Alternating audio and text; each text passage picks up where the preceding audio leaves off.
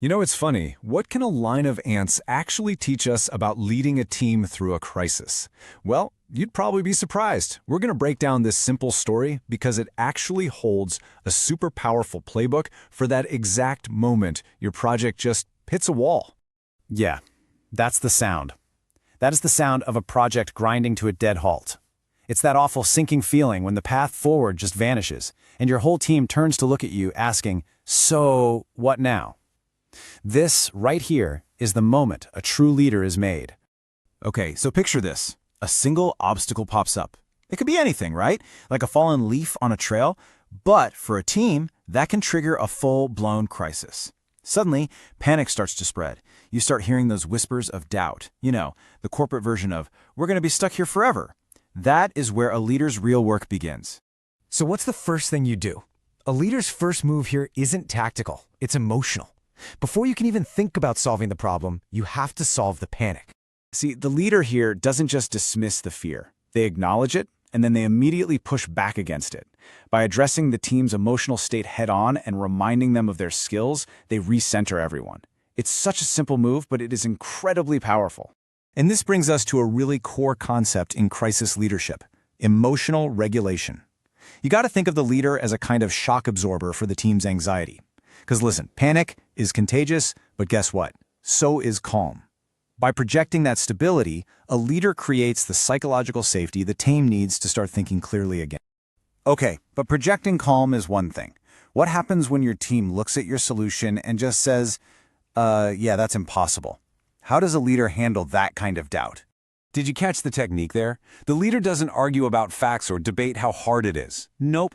Instead, they reframe the entire problem by bringing up a shared memory of a past success, a past win. That move immediately shrinks the current obstacle in the team's mind, and boom, their confidence starts to come back. All right, so with the team's emotions under control and their confidence back on track, now the leader can shift gears. They go from managing feelings to managing actions.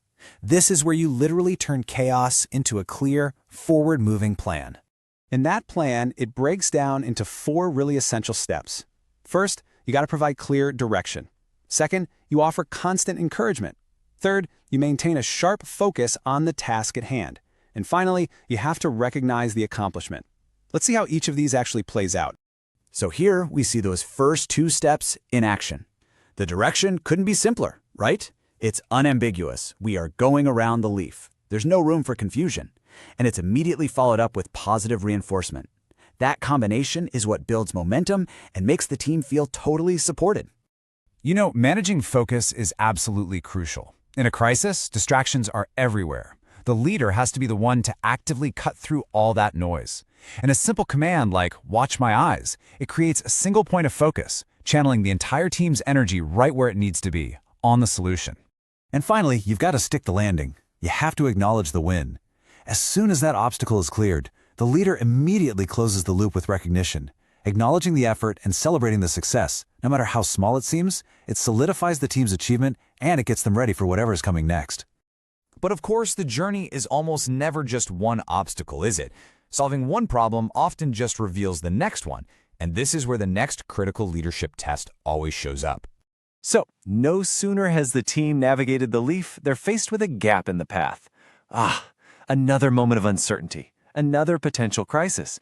But this time, the leadership challenge is actually a little different. So here we see 2 competing instincts. The team's natural reaction is to escalate, right?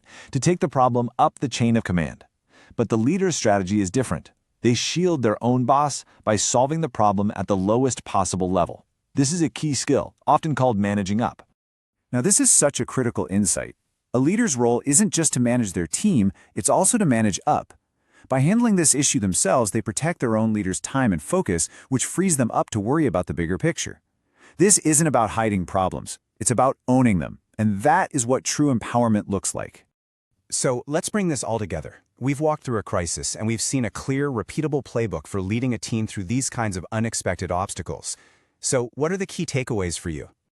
Well, first, remember your primary job is managing your team's emotional state. You have to project calm. Second, when that doubt starts to creep in, reframe the challenge by pointing to past successes. Third, guide them with that simple 4-part plan: clear direction, constant encouragement, sharp focus, and genuine recognition. And finally, you gotta understand the strategic power of solving problems at your own level.